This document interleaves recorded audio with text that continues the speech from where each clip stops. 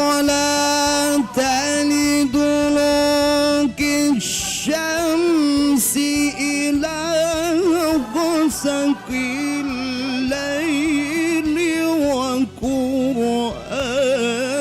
الفجر إن قرآن الفجر كان مشهودا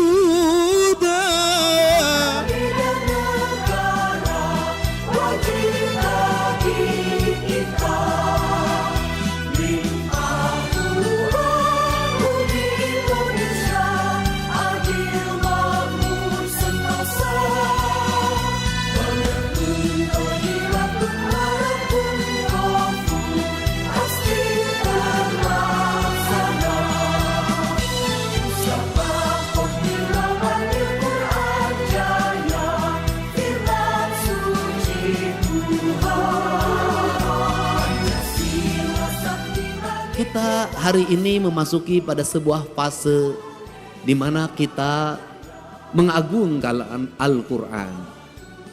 Al-Quran yang diagungkan oleh kita adalah Al-Quran yang dilihat dari sisi estetika pembacaan. Dari estetika pembacaan itu pada akhirnya akan lahir pemaknaan. Karena nilai-nilai agama kalau tidak disampaikan secara estetika, maka kita tidak akan bisa memahami Sang Maha Kuasa. Kita ini sampai hari ini memaknai Allah, sujud pada Allah, itu baru sampai pada tingkat estetika. Belum sampai pada tingkat hakikat, pada tingkat makna, pada makom spiritualitas yang tertinggi. Kita baru sampai pada tingkat estetik. Kita tertarik untuk salat dengan khusyuk manakala imamnya berestetika dalam mengimami kita semua. Kita bolak-balik pergi umroh, merasa nyaman salat di Masjidil Haram. Itu karena salah satu faktornya menurut saya, pertama jauh dari rumah sehingga tidak dikejar sama yang nagih utang di depan rumah. Meninggalkan pekerjaan-pekerjaan yang ada di rumah, seluruh problem ditinggal semua. Kemudian yang berikutnya juga imamnya memiliki kualifikasi orang yang mumpuni di dalam mengimami kita dalam hafalan Al-Qur'annya. Setelah itu jangan dilupakan, bukan hanya imam, teknologi sound systemnya yang sangat tinggi dan harganya mahal. Kemudian kita seringkali berlaku tidak adil. Berlaku tidak adilnya apa? Seringkali orang-orang yang berdakwah mengejek imam-imam yang ada di kampung kita, yang bacaannya tidak begitu sempurna, qiraatnya tidak begitu menarik. Kemudian juga diperbandingkan dengan Masjidil Haram, tidak adil. Kenapa? Imam di kampung kita, satu, hidupnya bukan hidup dari mengimami. Ngimaman macul terus kah sawah, ngimaman poe pare itu kahujanan, ngimaman pamajikan di imah gogorowokan. Dia tidak fokus menjadi imam. Yang itu yang pertama, artinya dari sisi keikhlasan dia lebih ikhlas dari siapapun, tanpa digaji oleh DKM-nya, tanpa digaji oleh negara. Dia mengabdikan diri secara total menjadi imam, menjadi khotib, mengajar anak-anak di surau, mengajar anak-anak di pengajian-pengajian. Menurut saya bisa jadi yang dekat dengan Allah adalah dia, bukan yang di Masjidil Haram, tanpa membandingkan. Kalau yang di Masjidil Haram berapa gaji dalam setiap bulan? Rumahnya dijaga, kemudian dia spesifikasi imam, kemana-mana didampingi, lebih gagah dari gubernur Jawa Barat. Wajar. Aki-aki di Ciwidey, subuh-subuh kudu hudang. Adana gogorok-gokan. Nges adan capek-capek wenu datang hiji-hiji acan. Anu tukang umroh ge da teu datang di lemur nama rajin soten keur umroh. Kemudian ada satu peristiwa Ini yang azan di masjid, saking pusingnya ketika azan subuh tidak ada yang datang, kemudian dia berinisiatif adzan jam 9 pagi. Pada waktu adzan jam 9 pagi semua orang datang, ngamak. Ai sia gelo, cenah moanya adzan jam 8, ada naon sia teh? Si aki yang adzan jawab, sia nu gelo mah. Ku aing di adanan subuh sia teu datang, ai di adanan jam 8 sia datang. Artinya bahwa negeri ini tidak kurang orang-orang saleh. Siapa orang-orang saleh? Orang-orang saleh adalah orang yang setiap hari tekun mengajar ngaji anak-anaknya di surau-surau, di tajuk-tajuk, di langgar-langgar. Orang yang tekun setiap hari azan, orang yang tekun setiap hari ngimam, orang yang tekun setiap hari khutbah meskipun jamaahnya terbatas, tapi dia tidak pernah datang ke bupati untuk meminta honor. Itulah orang-orang hebat di negeri ini. Jadi kalau kita ingin minta doa, mintalah doa pada dia, karena dia teruji menjadi orang yang ikhlas dalam hidupnya. Kalau kita ingin mencium tangan, ciumlah tangan dia. Karena tangan dia lebih suci dibanding tangan yang lain. Dia mau mengorbankan diri dan waktunya demi peradaban, demi pendidikan dan demi masa depan. Apa yang hilang di negeri ini hari ini? Yang hilang bukan orang yang hanya tartil baca Quran. Tetapi yang hilang adalah tradisi mengaji. Seiring dengan pertumbuhan waktu, maka tumbuhlah di Indonesia modernisasi Al-Quran dengan metodologi pendekatan Iqra. Cara cepat menghafal Al-Quran, cara cepat membaca Al-Quran, prosesnya ditinggalkan. Lahirlah wisuda-wisuda TKA dan TPA di mana baik secara syiar, baik, hebat secara syiar, hebat. Tetapi di balik itu masjid-masjid sepi dari anak-anak mengaji. Tetapi di balik itu surau-surau kosong dari anak-anak mengaji. Tetapi di balik itu mereka tidak mengenal dan tidak dekat dengan masjid. Kenapa? Karena mengajarkan Al-Quran tidak di masjid. Karena mengajarkan Al-Quran tidak di surau. Akhirnya mereka yang penting bisa baca Al-Quran, tapi kedekatan emosi dengan masjidnya hilang. Akhirnya mereka jauh dari masjid. Yang kedua, hilangnya apa? Hilangnya proses. Dulu baca Al-Quran berlatihnya bisa 2 tahun baru bisa, 3 tahun baru bisa, ada yang 5 tahun baru bisa. Lambat sekali. Dari mulai ngeja, kemudian narawas, terus sampai belajar kuro, panjang sekali prosesnya. Dan pada waktu proses belajar itulah dia ke masjid. Dari proses itulah masuk perjalanan spiritualitas, kedekatan guru dengan murid, berlatih membaca Al-Quran, kemudian ada tingkatannya, ada yang levelnya pertama diajar pada level kedua diajar pada level yang ketiga diajar pada level yang keempat. Maka waktu maghrib yang kurang lebih 1 jam itu efektif untuk membangun 3 generasi. Generasi ngeja, generasi narawas, generasi yang kemudian belajar kuro, dan generasi yang lebih tinggi dari itu. Prosesnya berjalan, maka anak-anak tidak lepas dari masjidnya. Kemudian gurunya bukan hanya mengajarkan Al-Qur'annya, gurunya mulai mengajarkan makna. Maka anak-anaknya dilatihlah belajar puasa, belajar tirakat. Maka Al-Quran identik dengan pembelajaran tirakat, pembelajaran puasa. Kemudian pembelajaran tirakat itu apa yang dilahirkan? Maka Al-Quran itu tersublimasi dalam pikiran, dalam relung bawah sadarnya. Karena lahir dalam relung bawah sadarnya, maka ucapannya bisa jadi tidak tartil karena ustadznya ustadz kampung. Tetapi ingat, Dalam ucapan yang tidak tartil itu lahir makna keikhlasan karena dia bersenyamayam dalam jiwa yang bersih. Jiwa yang bersih itu celik putih, celak herang, cang bulan, 14 jalan gede sasapuan, tegenek temalekuk balumbang timur narawangan. Apa yang terjadi? Ucapan-ucapan dari ayat Al-Qur'annya saciduh metu saucapnya. Maka doa-doa pendeknya menjadi doa-doa yang sampai tembus ke langit-langit ilahiyah.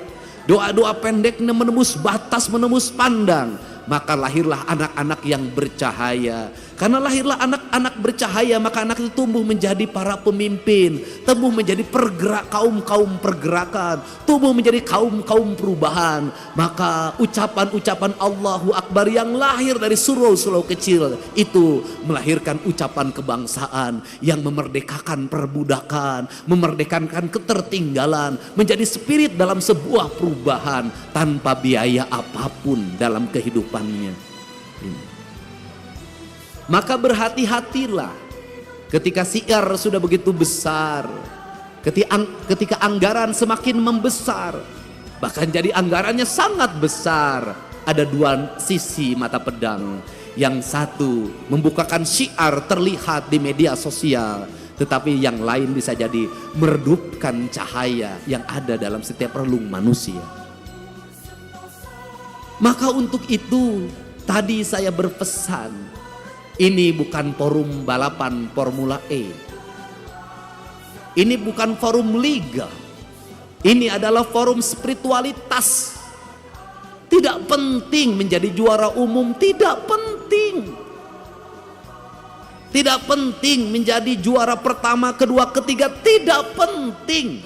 Tetapi yang lebih penting dari itu adalah Al-Quran masuk dalam cahaya ketua penyelenggara, sehingga ketua penyelenggaranya menjadi adil dalam tindakannya. Al-Quran masuk dalam cahayanya Gubernur Jawa Barat, sehingga Gubernur Jawa Barat bertindak adil dalam kebijakan-kebijakannya. Cahaya Al-Quran masuk ke relung hatinya Bupati, maka tindakannya menjadi adil. Dari gerakan membaca Al-Quran ini, maka terbebaslah orang-orang miskin, terbebaslah anak-anak yatim, terbangunlah peradaban hidup yang silih asa, silih asi, silih asu. Maka disitulah Al-Quran menjadi cahaya. Karena Al-Quran menjadi cahaya, maka Al-Quran bercahaya. Karena Al-Quran bercahaya, maka cahayanya terhampar. Maka Al-Quran tidak hanya dipahami tulisan yang ada dalam mushaf, yang kita lombakan, yang kita pertahankan, yang kita cium ketika ingin membacanya, yang kita simpan di atas kepala kita, yang kita simpan di rekal. Dan ketika kita tidak berwudu, maka tidak berani menyentuhnya, kayak saya NU. Tidak berani menyentuhnya. Tetapi di balik itu kita memahami gunung-gunung itu adalah hamparan Al-Quran. Sungai Citarum itu adalah hamparan Al-Quran. Sawah-sawah yang terhampar adalah hamparan Al-Quran. Matahari adalah hamparan Al-Quran. Bulan adalah hamparan Al-Quran. Bintang adalah hamparan Al-Quran. Seluruh yang ada makrokosmos dan mikrokosmos adalah hamparan Al-Quran. Dan semuanya mereka bertasbih kepada Allah, yang dalam setiap waktu dia berucap subhanallah walhamdulillah wala ilaha illallah. Kalau sudah seperti itu, maka surau-surau itu menjadi lentera penggerak. Kalau sudah seperti itu, maka kita adalah manusia yang paling bersyukur. Kenapa? Kita manusia yang paling bersyukur. Al-Quran diturunkan di Jazirah Arabia, di tanah yang tandus dan kering.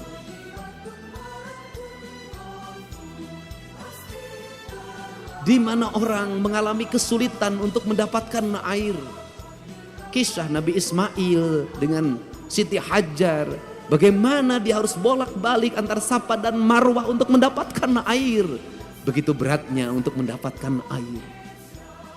Rumput-rumput mengering, batu-batu bertebaran, Debu-debu berserakan di tempat-tempat di mana manusia mengalami kekeringan alam. Lahirlah kekeringan hati, lahirlah kekejaman.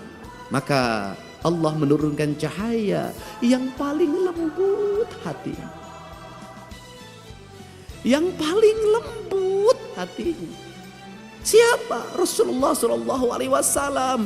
Lembut. Karena kelembutan itulah Al-Quran diturunkan. Tidak mungkin Al-Quran turun, nur cahaya kebenaran yang hadir ke hatinya Kanjeng Rasul. Kalau Kanjeng Rasul tidak memiliki kelembutan hati yang lebih lembut dari sutra apapun, tidak mungkin. Maka dari kelembutan itu lahirlah ucapan-ucapan yang lembut.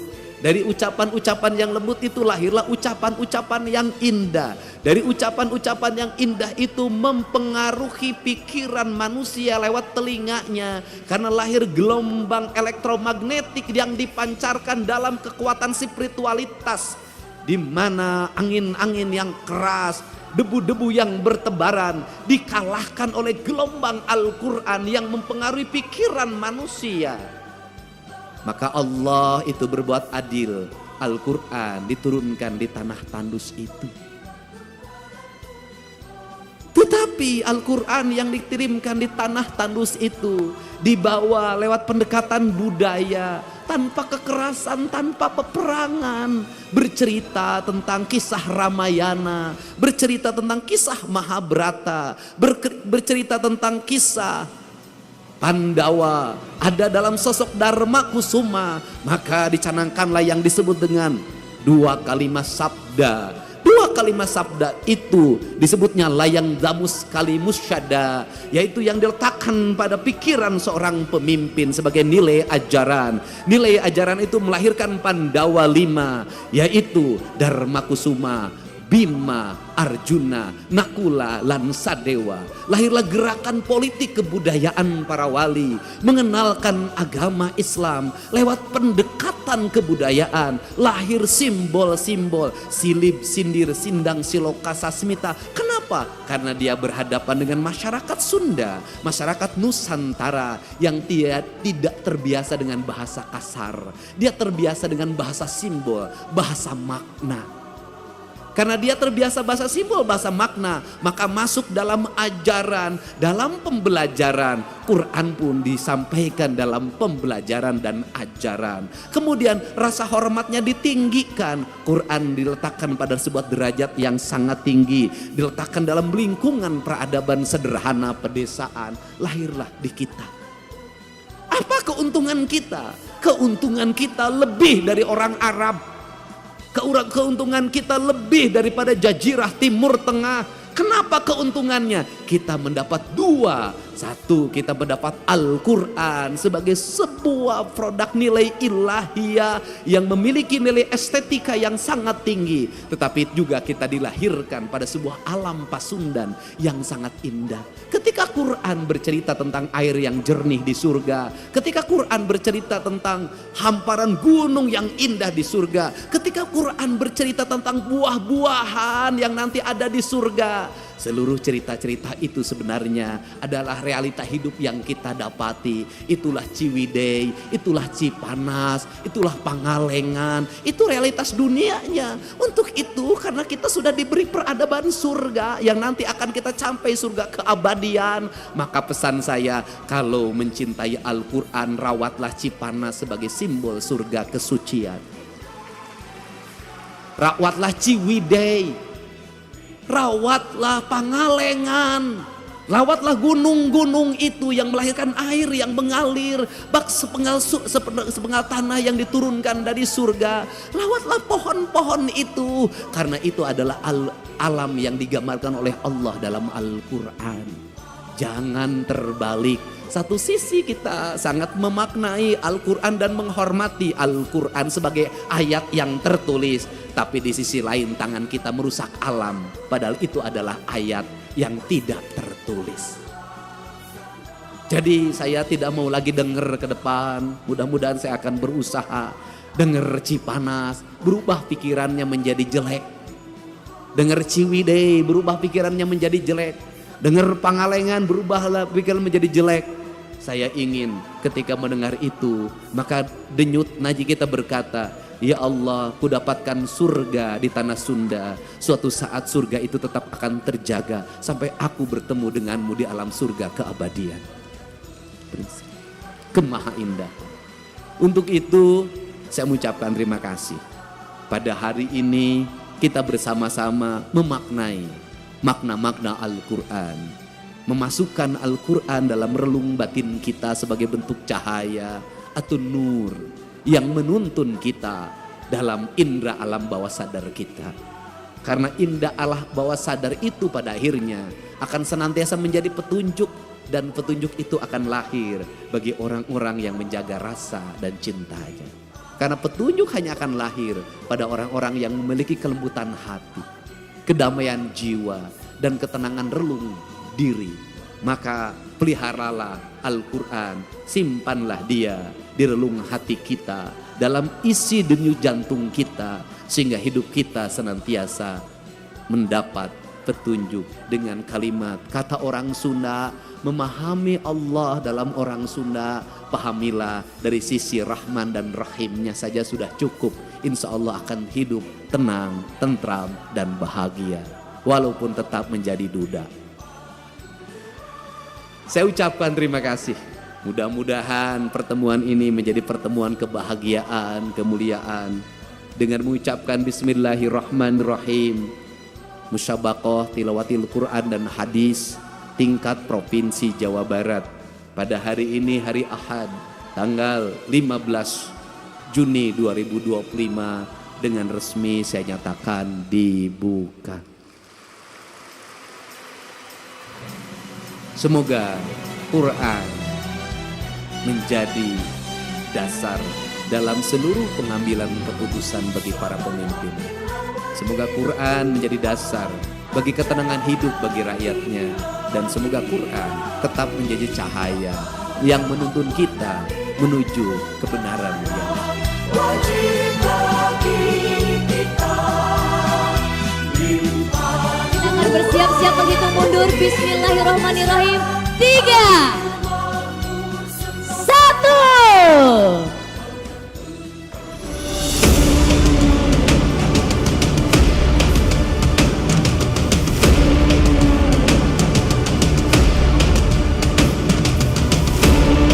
Lagi Bapak Ibu boleh berikan tepuk tangannya. Inilah Musyabaqah Tilawatil Quran dan Hadis ke-39 tingkat Provinsi Jawa Barat resmi dibuka.